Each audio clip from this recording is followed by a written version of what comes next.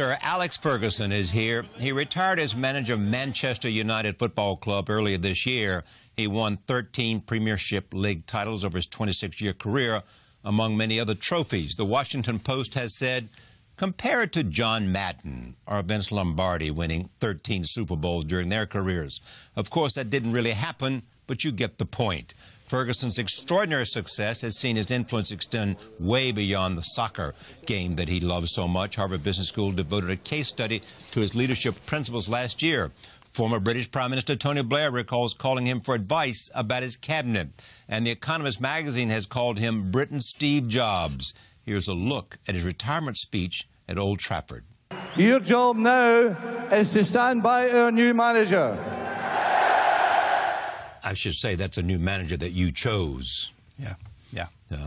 We had all the qualities. Yeah, but man, you left him in a very tough place to be. I mean, because you're following you. Yeah. You know, some would say that you don't want to follow the guy who follows Alex Ferguson. You want to follow the guy who follows Alex Ferguson. Yeah. You know, I want to talk about this, but let's just begin because we're sitting here at this point before an American television audience.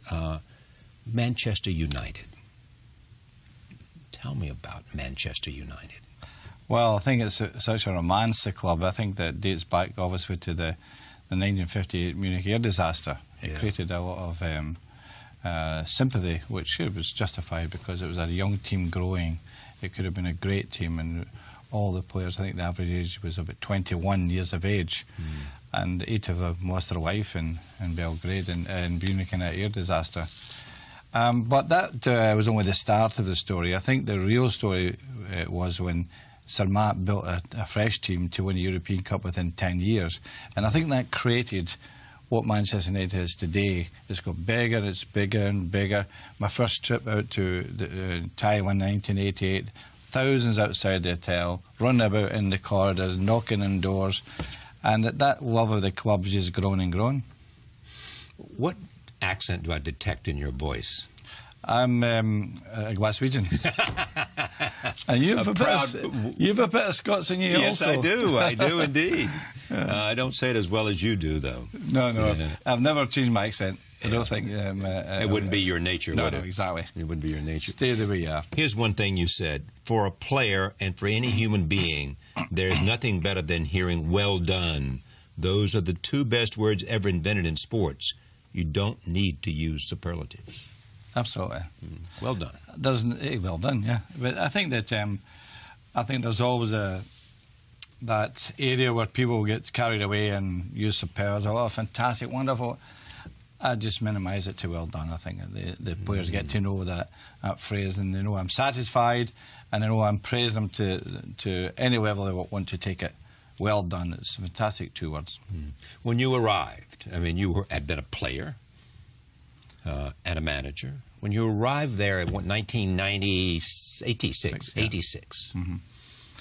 Well, it was a club, obviously, that my main philosophy really was with young players and developing young players. And Manchester United at that time did not have a youth system we should expect. Going back to the 58 Matt Busby Babes and all that. And I decided I must build a football club. And by doing that, then I had to work really hard at developing a youth system which gave me a stream of players continually through year after year and right up to present day, and it existed this very day. Yeah, but think about this. I mean, just recently, today, when we have to make sure, you call it football, we call it soccer, just for everybody, for the sake of different references. We read every season of somebody going from one team to another. Yeah. Some team buying some player because they think that'll take them. Yeah. Well, the way that the game has changed in terms of television, satellite television, the money it's ploughed in by television, it gives clubs that opportunity. Even middle league teams are now spending 25 million in players. You know, at United we do buy players, but we also have this great youth system where they produce their own players. But the best dynasties always have some capacity to create a dynasty, is to create a system that will constantly produce new players, and a system that allows them to grow into their own. Yeah, absolutely. Time. Time. It's the secret. And of course, with young players, not just do you can create your teams for 3 and 4, 5, 6 years, you also create a great loyalty. They'll always remember the manager who gave them their first chance. They'll always remember, they'll always appreciate that opportunity given. And yet, United have given young players at 16 years of age first team games. Ryan Giggs made his debut at 16 years of age. It has never been lost in giving players with ability the opportunity to play at United. But did all the money sometimes cause you to say, it's not worth it for me to create the unity of a team, you know, to have somebody that makes as much money, or B, is caught up in all the stardom? Yeah, absolutely. I've never worried about teams who spend whatever they want to spend. At the moment, we're getting a lot of Middle East owners. We've got American owners. Russian. And Russian owners. And it never bothers me one bit. All I concern myself is how we can maintain our level of expectation, be competitive, be up the top part of the league. Don't win it every year, but we're always competing every year. And the only concern I have is make sure we are there. And you can do it different ways. We've spoken about young players, yes, and it's really important, that part. But from time to time, we have spent big money and giving the player who can make a difference. Who's the best player you ever saw? Well, I'm a Pele fan from way back as a kid, and there was always this great debate about Pele and Maradona. Right. But I was brought up in the So Pele for you? Yeah, Pele for me. But the present day, you've got to look at Messi and Ronaldo. They are unbelievable. The best players. today. Yeah, fantastic. Absolutely. The best have what in common? Well, I think they've the courage. You know, I say this about all the... Courage. Courage. The courage to take the ball all the time, the courage to make sure they're not going to be intimidated by their opponents, the courage to express themselves at all time. And I think the great players have got that. Yeah. Are they born with it? Yeah, possibly. Yeah, you have to imagine that. But you can acquire it, but... You can develop it through coaching, but I don't know if you can develop the courage. I think that's courage. definitely... You either have courage or not. Yeah, I think to be there. Yeah, I think so. I mean, it's like the best basketball players want the ball in the last 15 seconds. Yeah. When we assess teams, we always say, right, who's the player who wants the ball all the time? The opponents. Who's the one that wants to take the free kicks all the time? Who's the one that wants to dominate? And that's the one you concentrate on. That's the one you want. Yeah. Because that's a winner. Yeah. Absolutely. This is what The Economist magazine said about you. Mr. Ferguson could reasonably be described as Britain's Steve Jobs, given his unorthodox, talent-obsessed, and sometimes bruising approach to making something beautiful. And we'll talk about all those things, but did you think you were making something beautiful? I think that the encouragement I got from the early part, once the club stood by me, the early days were difficult. Yeah, the people wanted you fired. Yeah, exactly. One or two banners were up saying time up and things like that. But saying what? Time's up. Yeah. Right. At that period, I lost a little bit of confidence, but I didn't lose my determination. And I knew the things I was doing at youth level were correct. So the board, with Martin Edwards, the chairman, and Bobby Charlton in particular, stood by him because they knew what was happening. So by doing that, I then knew that we had something special in these young players. Beckham, Giggs, Scholes, the Nevilles, the Butts. And they all came into the first team round about the same time. So when people assess United of today, they maybe don't understand that those boys were the spirit of the club. They created a fantastic spirit of Manchester United as it is today. Here it brings me to Harvard Business School. This is a Harvard Business Review. You went up there and they developed a case study. Yeah. Now, what was the question? Generally, these things have a question. Was it the main central point of the discussion was love and hate. Love and hate. Yeah. Do the players love me or do the players hate me? Was there a balance? And of course, there was also, many different opinions of that. I took the central position, respect. Yeah. And that's always look for, respect, So if someone said they'll either love you or respect you, you'd say respect every time. Yeah, absolutely. Yeah. I think that's suppose they said love or fear. Would you say fear? Yeah. Fear, I think fear does come into in some respect, in the sense of when you lose your temper. I I don't hide behind the bushel in respect to the times I've lost my temper. But you know what? The quality I had was when I lost my temper, I never ever brought it back again. The next day was another day for me. Yeah, right. You Finished. In other words, you just popped off and then...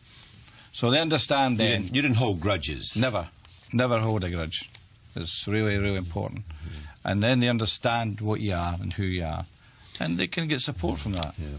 You're a fan of Doris Kearns Goodwin, and her book, Team of Rivals, which was about Lincoln choosing his rivals for his cabinet because he respected their talent, plus he wanted them where he could see them. Chase, Stanton, and Seward into his cabinet and knew where they were, you know. Yeah. Very clever. And, of course, I think that Lincoln at that time was faced the most difficult period for a president in terms of the South and the North, and also which he was very good at not making quick decisions. He thought it all through and allowed his cabinet to have their say and then decide thereafter. So it's a great book. I mean, it's a fabulous book. Yeah. You see the movie Lincoln? Yep. Did you like that? And I didn't think it was a great movie, but I thought the central piece about of the time, the period it had to deal with was fantastic. Yeah. The acting was unbelievable. It was, indeed. But understanding that he had to do everything he could, push, pull, scream in order to get where he wanted emancipation. To get. Yeah. Because that was the goal, and he understood the consequences. Yeah. So let's go all out for emancipation. And by the situation at Antietam, where he was able to announce it after that, winning that particular battle allowed him to be able to give the Emancipation Proclamation out, you know. So it was an important time, that, you know. You're a kind of student of the Civil War. Yeah, I love it. I think it's a great history. I mean, it's a young history. And the funny thing about it is I bought a couple of books. I was in Chicago for a week holiday with my wife, and I went to a bookstore and I bought these couple of books of interest I'm going back about 14, 15 years ago. And I was in London doing a thing with young apprentices, and Gordon Brown says, "What are you reading at the moment?" I says, "I've started a couple of books in the Civil War." Yeah. He says, "I'll send you some tapes." So he sent us a dozen tapes of the professor of Virginia University, Gary Gallagher. Yes. And I was playing in my car every morning, right. You know, going to work in that. And I got, a bit fascinated by it, you know, and it's a fantastic history. I mean, and you go to battlefield sites when you come to the U.S. Yeah, I've been down to Atlanta. Gettysburg or not? Yes, Gettysburg, Manassas. Right. Yeah, I've been there. Bull Run? Bull Run, yeah. The first battle there were 2 battles there, of course. And I went up to Princeton to meet James McPherson. Oh, yes. The great historian of the Civil War, his great battle cry of freedom. He was terrific. He was really very, very engaging and very accommodative in terms of how he saw it and things like that. Yeah, but not World War II, not World War I, not the War of 1812, not any of the great... Not for you, it's the Civil War that speaks to you as an object of... Well, I took it on, and I grew more interested, and I went to a gentleman's house down in the south, down in Atlanta, and he had every armament that was used in the Civil War. Yeah. And then he showed me the battle plans of Sherman. Oh, yeah. It's fantastic. I was going to ask you about Sherman. Yeah. Burned Atlanta. Burned Atlanta, and maybe it finished the whole thing. Famously saying war is hell. Yeah, yeah. Destroyed all the rail tracks. And I think he may have said, I'm not sure, but the people who hate war the most are those who fight it. Yeah, of course. And that's a fact, you know. That Patton may have been an exception. You remember he said, "I love it." I love it. Oh, how can you? Yeah. How can you love war? Yeah, but I think he loved command is what he loved, probably. Patton, and the challenge of. I think that. Or Napoleon probably might have loved it too. I think before you enter war into the army, you think it's it's great to join the army. But when you get there, I think going to these combats, I think it's different. It changes you. Yeah, absolutely. You know, you go in thinking, this is great. Yeah, and then you see what war can do. Yeah, absolutely. And devastation. The devastation. Your comrades killed and all. And that's where you develop the idea of the most important thing in your world. You're not fighting for country as much. You're fighting for your comrades. You're fighting for the people that you're next to. You know, that you've grown to be. Go through all the experience. So you go to Harvard Business School, and they want to do this case study about all of this and the question of love versus hate. And you come up with this thing called the Ferguson formula. A formula for leadership, a formula for what? Management? Well, I think leadership somewhere it comes along. There's no question about that. How you control well, everyone says a bunch of millionaires, you know. And yeah. Yes. It's a fact you have to deal with nowadays. The money that's earned through football is quite extraordinary, and you have to control that part. And I think that there's certain things I would like to put across your parents to do, not actually always to maybe make them better footballers, to make them better human beings, develop them as a character, so that when they leave me, they could go anywhere, you know. And I think that is really a really important part. Sometimes it's like education; it's not always about teaching them what history or mathematics. It's sometimes inspire them to be the best they possibly can be. And so I you're think, teaching them life. Absolutely, I think that is really important. And you also be developing the character. You know that if you develop the right character, they won't let you down many times. So, you know, once they go in that football field, they're playing for all the things you've ever taught them. About the winning mentality, about the determination, how to handle defeat is also just as important. And therefore you develop a group of people that are you. You can see yourself in them. You know, and I think I've tried to do that all the time. So every team member that plays for you, you look at him and see yourself. Not all of them, but I like to see myself in the ones. But if you don't, do you want... No, you keep developing. Everyone's different, of course. They express themselves in different ways. They're different types of talents, of course. And some, I would never have the talent they had as when I was a player. But I still had that determination to be successful and trying my best. You and I talked about it. We had a meeting on Sunday evening, and we were talking about the idea that often the best players don't make good coaches or good managers. Yeah. Because they don't understand someone who doesn't have the same skill level. Yeah, it's a fact that I remember speaking to Bobby Challen about that, and he was a manager at Preston North End, and he couldn't understand why the players couldn't understand him. Yeah. So he gave up on it, and he was honest enough to say, "Oh, this is not for me." It's a fact of life. I think that if you look at my career, and in a sense, I always say this to anyone who wants to be a coach: prepare to be a coach. And at 24 years of age, when I left engineering to go full-time in football, I made sure I was not going back to engineering. So I did all the coaching schools. I prepared to stay in the game, and I gave myself a chance by that, you know. And I was an average, or good to average player, could score a goal, that type of thing. But I wasn't a Bobby Charlton or a Messi or Ronaldo, obviously. And there's very few really, really great players who've become great coaches. I think you can look at Beckenbauer, of course. Right. He won the World Cup with Germany as coach. Cruyff, he was a great player and won many trophies with Barcelona. Other than that, I can't think of the really great players who maybe don't want to be a coach. Would it have been for you impossible to manage anywhere else? You couldn't go somewhere else, no matter how much money they offered you, no matter what the opportunity. Or you might have, for the right circumstances, to prove to yourself that you could do it again. Somewhere else. There was one or two offers came along at my time at United. But I always come back to this point. Why would you leave United? Where is the bigger challenge? And the thing about challenge is this: once you've won something, you can't live in that. Yeah. No, not at Manchester United. You've got to win the next one. And that's a challenge. Creating that, maintaining that consistency of winning, which is a mentality that, you know, I've had. Once, every time we win the league, celebrate the night, next day is another day for me. Where are we going forward? Yeah. And so therefore, when clubs came to me and offered me jobs, I thought to myself, where is the bigger challenge? Creating history at United, or trying to create somewhere else where I have to start again and build on all the philosophies I had when I first came to United. So stay at United. Stay at United. Let me talk about these principles that are in this article and what's called the Ferguson formula. First one: start with the foundation. What does that mean? Well, the foundation is starting with what you believe in. I believe in building a football club rather than a football team. I can understand coaches who concentrate on the football team because it keeps them in a job. You know, it's a result industry.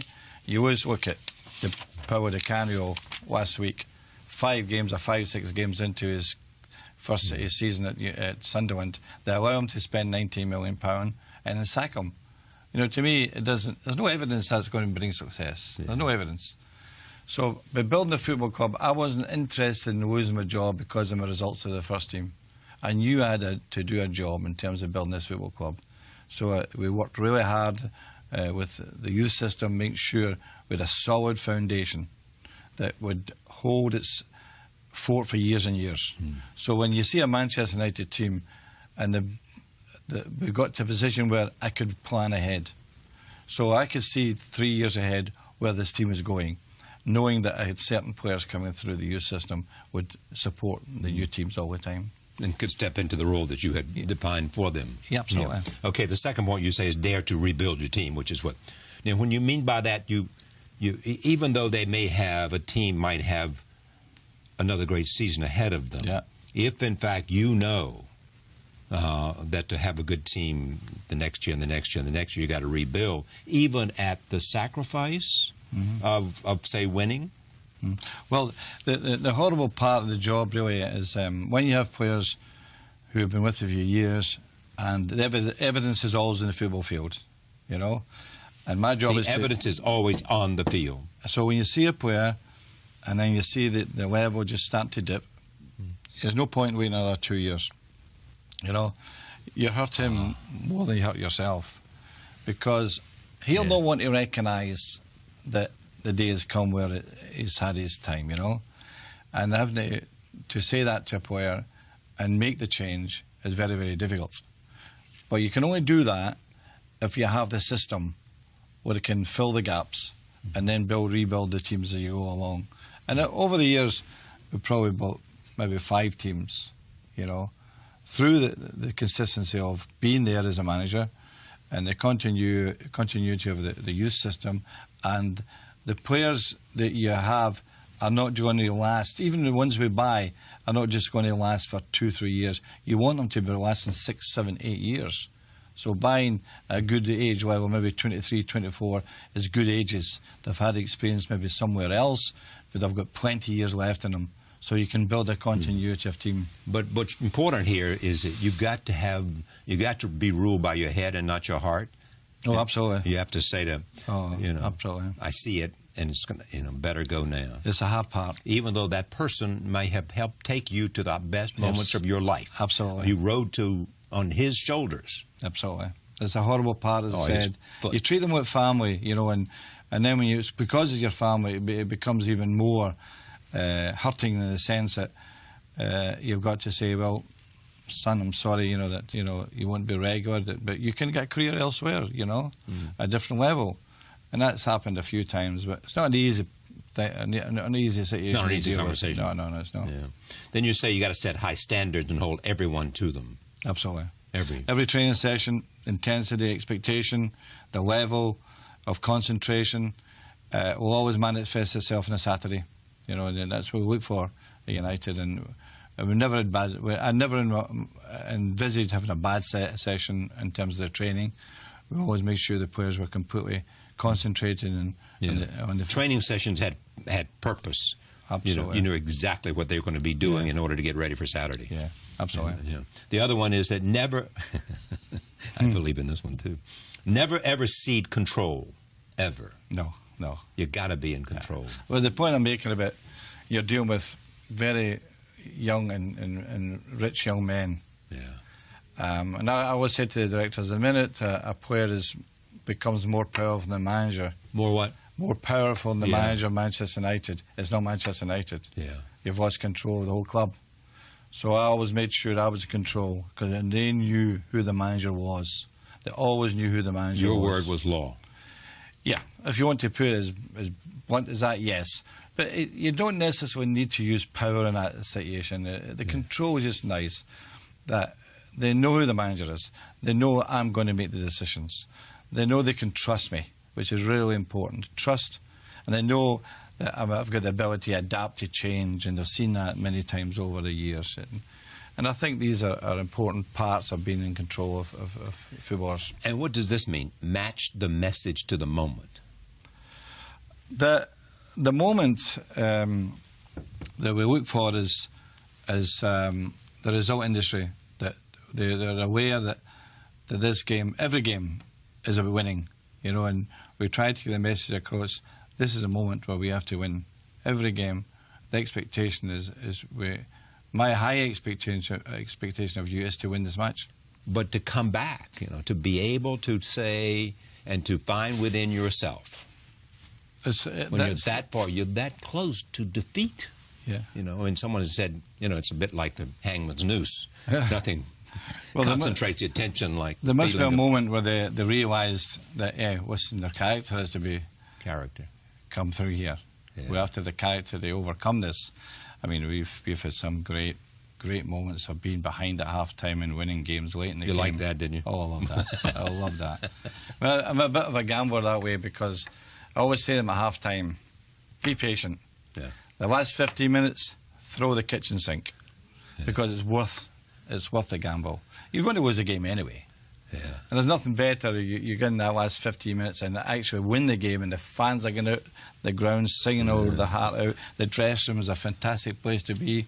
So, yeah, that's comebacks are wonderful. Okay, prepare to win is obvious. You've talked about that. Rely on the power of observation. Yeah. Well, it's an important part that people don't recognise, actually, by using your eyes. And I remember it first dawned on me that I had a young coach at Aberdeen who said to me, "Why am I here?" Yeah. And I says, "Well, what are you talking about?" He says, "Well, I do nothing. You do everything." He said, "You shouldn't be doing all the training sessions. You should be in control of the training sessions and let me get on with it." And I said, "Oh, no, wait a minute. No, I'm not for that." He said, "Well, I think you're wrong." And we had an old trainer there at the time, Teddy Scott, was a great old man. He says, "Boss, he's right. He's dead right."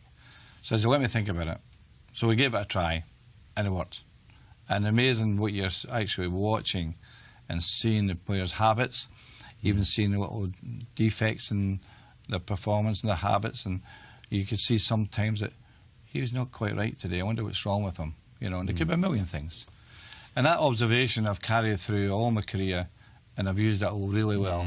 You know, you really have to. I have a theory that you really do have to make sure that you're in the moment. You know, because if you're only in the moment, can you see with great focus? And you always have to ask yourself, what is happening here? Yeah. What is going on? Yeah. Well, that's the power of observation. Yeah, exactly. Absolutely. Right. That's the power of observation. You don't take your eyes off, and you by doing that all the time, you increase your ability to see things happening. Yeah. You know? And people sometimes say things that's not quite where what they're saying. You got to listen so carefully. You know what they're really saying, even though they're not using those words specifically. Yeah. You know what I mean? Yeah, of course. Yeah.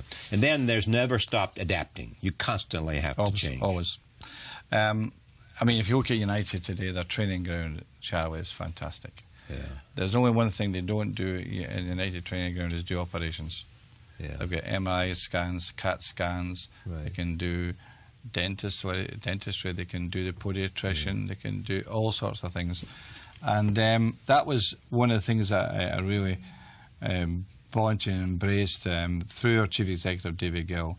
I said, you know, that what you want to make sure this club, David, is that when a player is here, he sees the best facilities, and we're always adapting and improving. Yeah. Sports science, for instance, about 10 years ago, our doctor came to me and says, you know, I think we really should be thinking about sports science. Yeah. I says, well, tell me.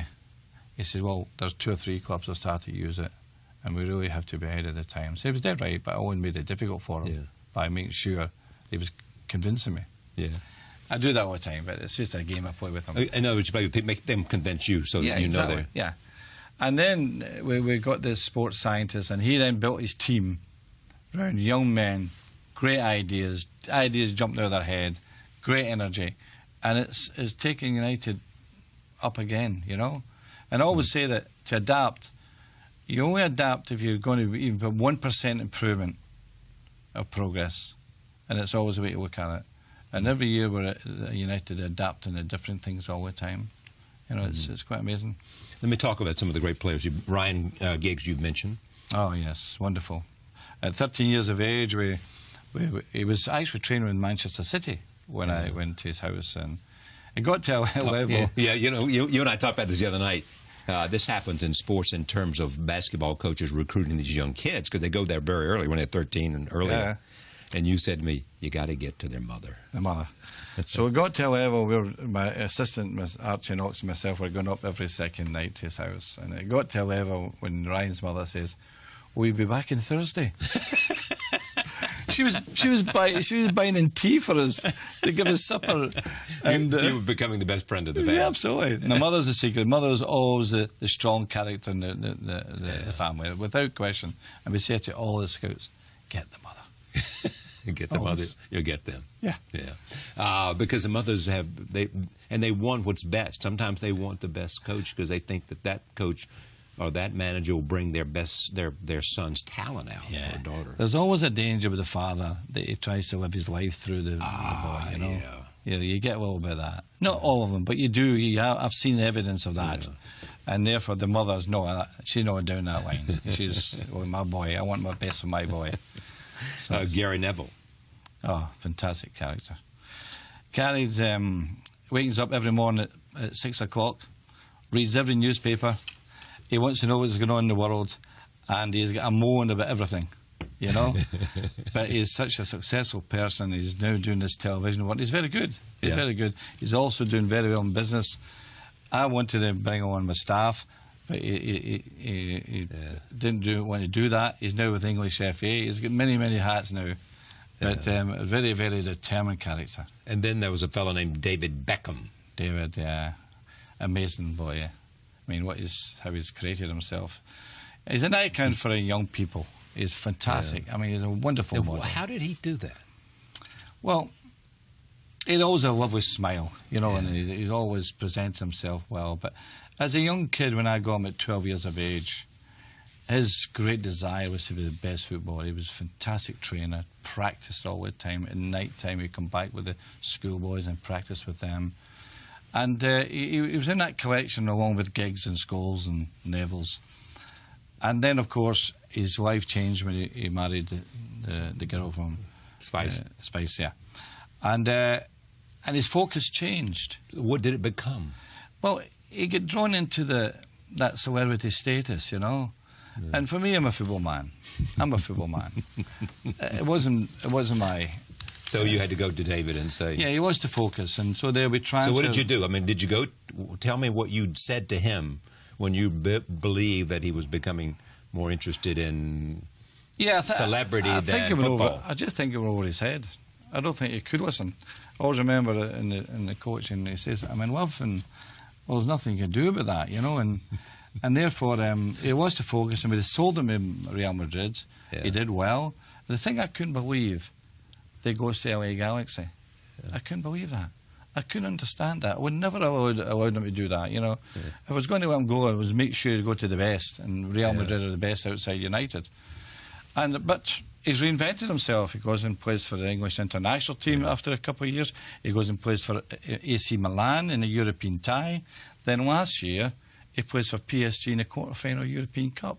He's unbelievable. He really is.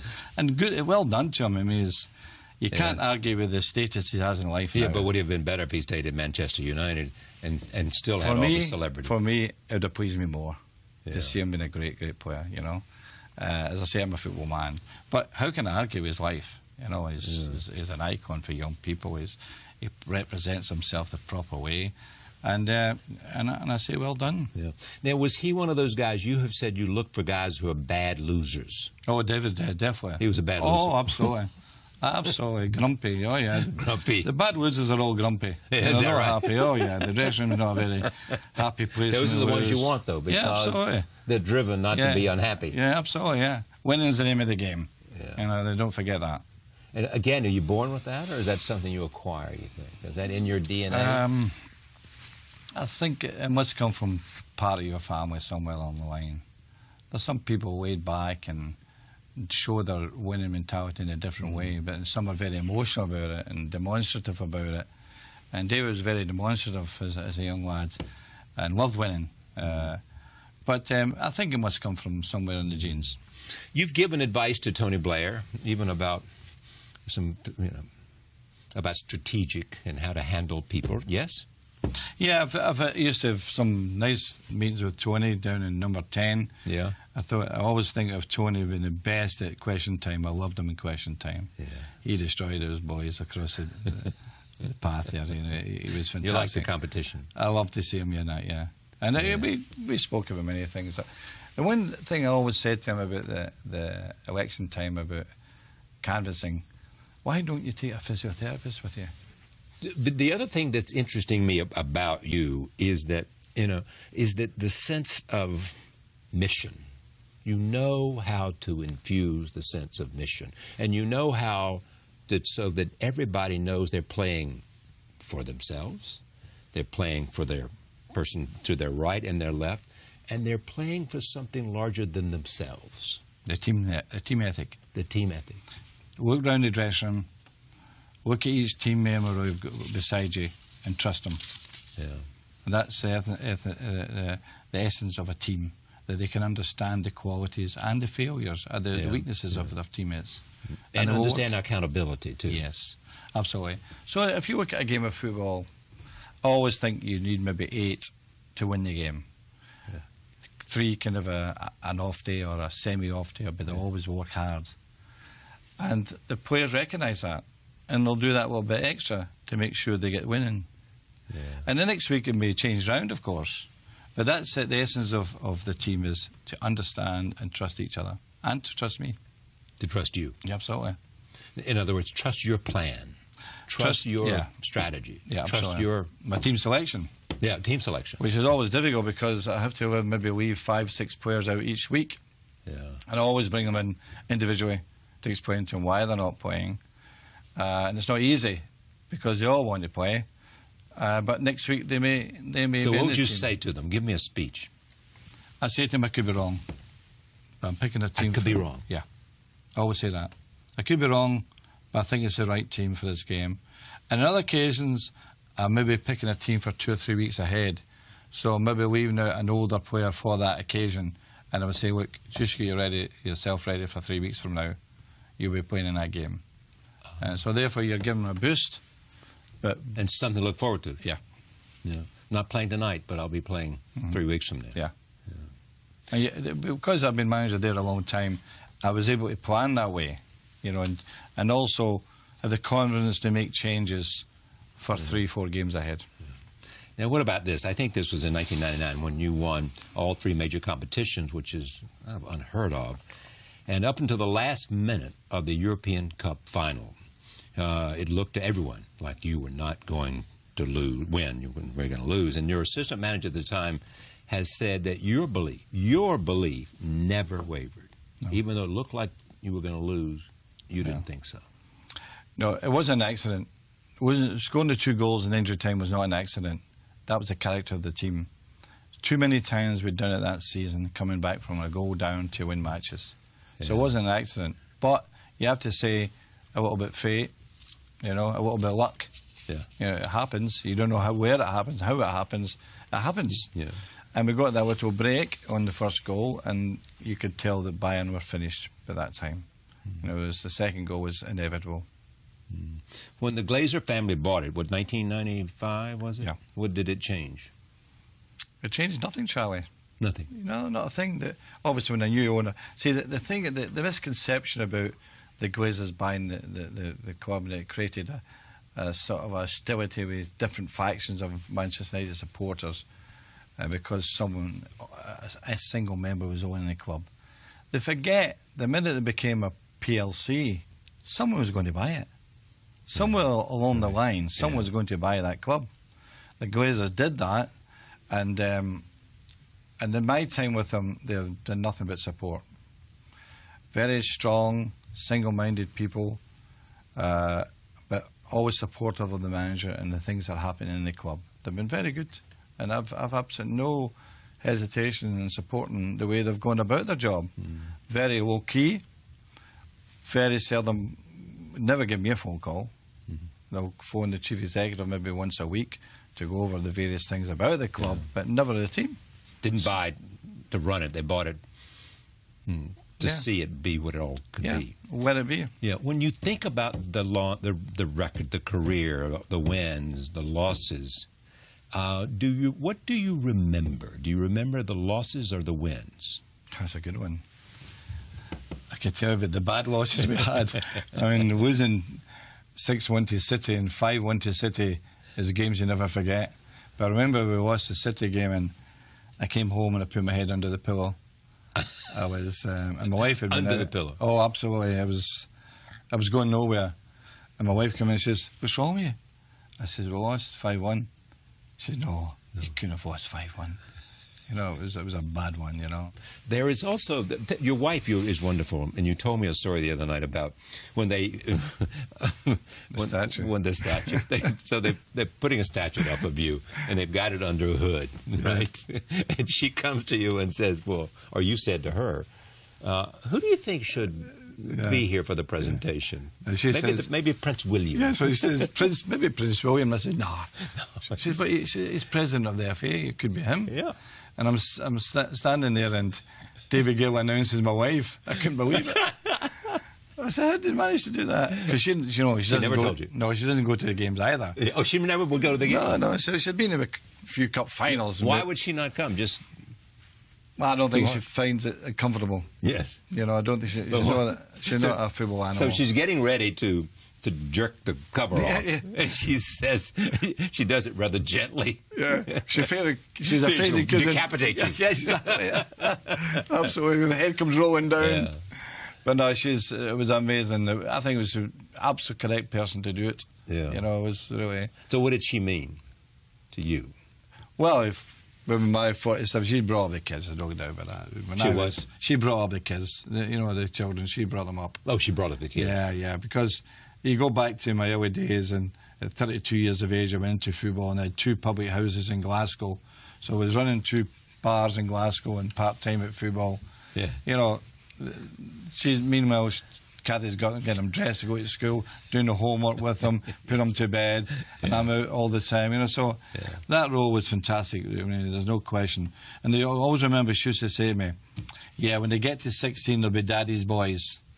I said, "Why do you make that? You wait." And she was right. She was right. They're always right. Even when they're wrong, they're always right. Even if they don't like the conclusion, they're right. But the 47 years of marriage is always in the support system, and always be able to tell you the truth, you know. Yeah. When she says you're wrong, she would tell you. They're good at that. She would tell you. Absolutely. Never. Absolutely. She's good at that. Okay. But there are 2 things that remind me of you and interesting. What happened to you and Wayne Rooney? Well, I don't think anything really happened that really I would get upset about. He came in the day after when the league is common knowledge he asked away, and it's this expectation thing again. I'm not his PRO. Yeah. I manage a team for what I've seen in pitch, and at that particular moment he wasn't doing particularly well. Yeah. But now we see him today. He's got his energy back, he's got his purpose back, and he's doing great. So maybe that was a good turning point for the boy, you know. Yeah. But didn't you think of him as a son in a way? Well, he came as a 17-year-old boy, and of course all the young players, we support them and look after them and do our best to make them better. And he was some great moments. But did it end badly? No, I don't think so. I think if Wayne walked in here today, he would shake my hand. I don't think. When was the last time you shook his hand? The day we won the league. You know, when we were presented with the cup, sorry. You see, you've got to also look at the media. Wayne's unfortunate in this sense that he's England's big white hope. Yeah. You know, internationally, he's a big white hope. So therefore, the media is always centred around Wayne. And he has people who advise him, and I think that's where all that's coming from. I never fell out with him at any time. You know, sometimes I would discipline him. Sometimes they all need discipline, but not to the extent that you would think there was some sort of a. How would you discipline them? Well, if they've stepped out of line, you maybe fine them a week's wages. Oh yeah, okay, or not let them not put them in the lineup. No, I wouldn't do that. You never do that because that would hurt you. Yeah, but no, he's backed his form, and if that's in some way I've helped to bring that back, then I've done the right thing. Yeah. Make him aware that he's a great player. Yeah, but you weren't thinking about what I'm doing for him, where you were thinking about it just doesn't work. It's for the team. Yeah, good for the team. Yeah. Absolutely. But it so happened that it became good for him. I think so. Because he had to bring it together. Yeah. To be what he could be. When the club did very well refusing him to sell him to Chelsea, he realised his only job was Manchester United, and he's brought back his focus, he's brought back his work ethic, and his purpose, and he's playing well again. What do you think of Roman Abramovich? Speaking of Chelsea, it's a strange one, Chelsea. You know, they change the manager so many times, and yeah, they've won the European Cup, they won 3 league titles in Abramovich's time. They've won the FA Cup 3 times in Abramovich's time. Yeah, they keep changing the coach. You know, that works for them. That works for them in terms of keep winning. But you look at the long-term situation, you would worry about that. They have been, well, in the last few years, they've been our main competitor. So it's a very competitive situation between Chelsea and Manchester. Suppose he came to you. Maybe he has. There was he used an agent when he first came to approach me, and I said no chance. You couldn't do that, no chance. You didn't even want to have the conversation. No. You didn't want to see what they would offer. No. You just said no chance. No chance. I could never be that way for the team that was a rival of where I made my home. No. Manchester United is my team, my club. So anybody who speculates that you may be back in football in any way is simply wrong. There's a job coming up there. Was I noticed that the odds are 80-1 Ferguson. Good odds, that. But you'd be wasting your money. You'd be throwing your money down the drain. No way. No way Ferguson is back in football. I made my decision, Charlie. It was timing was perfect. I went out a winner. There is no way back. I look forward to the challenges of my new life and doing the things that I've been waiting maybe 35 years to do. Yeah. You know, I want to go to the Kentucky Derby. I want to go to the Masters. I want to go to the Melbourne Cup, but don't tell Kathy that. I'm trying to find a way tunneling through the ground. She doesn't notice. But and there's a lot of things I want to do. I want to go to the vineyards in Tuscany and France. And, You did that? I've done France a couple of times, but I'd love to go to Tuscany. See these beautiful Antinori wines, you know. Yeah. So you're now having a very good time. Yes, I'm enjoying You're learning, seeing. You can go to a battlefield. You can go to the Masters. You can go to Kentucky Derby. Correct. You can go to. What else is on the list? Do you have a bucket list? You know what a bucket list is? Yeah, of course. Yeah, that movie. Yeah, right. Yeah, it was a great movie with De Niro and Morgan Freeman. Yeah, that's right. Yeah. No. Jack Nicholson. Right. But you know that. I mentioned the Kentucky Derby, and I mentioned the Masters and the Melbourne Cup and doing France. And there's a lot of things that are coming up now in terms of doing leadership speeches. A lot of people want me to do these things, and these are challenges which I see as... Because once I made my mind up to leave United, I was never going to think that I've made a wrong decision. I was just looking forward. I'm not interested in managing. I'm not interested in get myself worked up about United results. They're in good hands. David Moyes will do a good job. Yeah. You're still behind him. Absolutely, 100%. And all the club will be. Yeah. You know, it's a great thing about the club. They'll support the manager, and he'll be fine. He'll be good. All right. Now, here's my scenario. So let's say Roman Abramovich has got a lot of money. You know that. He's got more money than God. Right. Exactly. That's a good one. You love horses. Yeah. Love horses. Yeah. I mean, say to you, look, come manage Chelsea. I will give you the greatest stable of horses you've ever seen. It's a temptation. Everyone dreams of it. You have to know a man's weakness. You know what I mean? I know. You always dream of having the Derby winner. Yeah, you know? exactly. Yeah.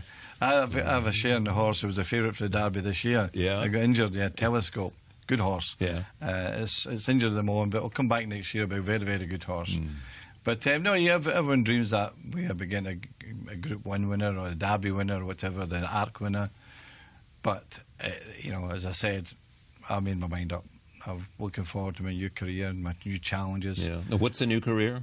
Well, I'm an ambassadorial role at United. I'm the chairman of the managers committee in UEFA. Yeah. I'm an ambassador for UNICEF, which is great work. That it's good work. And United have had a great association with them for the last 10 years or so. I've been down to South Africa and seen these poverty of children, also child prostitution in Thailand. I've seen all that. And you know that the work at UNICEF do, they need support with that. They need funding, of course, but you see what they're doing, you know it's really worthwhile stuff. And I've quite enjoyed doing that with them, and it's a challenge, you know, it's a different type of challenge. You're a big Labour Party man, aren't you? Yep. Yep. Never change that either. I wouldn't change that either. I've been attempted to get me into the Scottish National Party. Yeah, I know. Why don't you like Scottish nationalism? I don't understand that. No, I mean, my friend Sean Connery is all for it. Oh, yeah, Sean is very much. I was with him this What's summer. wrong with you? Well, he's from Edinburgh. But, no, I was brought up in a socialist background. My father was a socialist, my mother was socialist. Yeah. And so there you are, socialist. Yeah, why change? Yeah, right. It's never hurt me not changing throughout my life. Yeah. So I won't change. And I think Britain United is okay. But if Ed Miliband, you know, they're ahead in terms of the polls against the Tories. You know, if they have an election, maybe he wins, he might have a job for you, another job. Oh, no, it's one thing. I won't get into politics. You know. No, that's a different life for me, that, you know. It's not my scene. Yeah. All right, let me close with this. You've written your own biography. You did that about 10 years ago, was it? You know, you've got this new case study at Harvard in which you talk about leadership. What's the best moment ever for you in football? Well, the best moment has to be Barcelona, of course. I mean, that was the trophy I never won. This was always a sort of an albatross around my neck. Yeah. And winning that particular night in the way we did, you can never forget it. But I think that to encapsulate my life is to have 27 years at Manchester United as a feat, as an achievement. The continuity and the consistency I created there, and going out to the top, you know, I can't ask for anything more. That's, for me, you know, I've achieved everything I ever wanted to achieve, and I've gone out a happy man. Thank you for coming. Thanks, Charlie. You've been great. Sir Alex Ferguson, thank you for joining us. See you next time.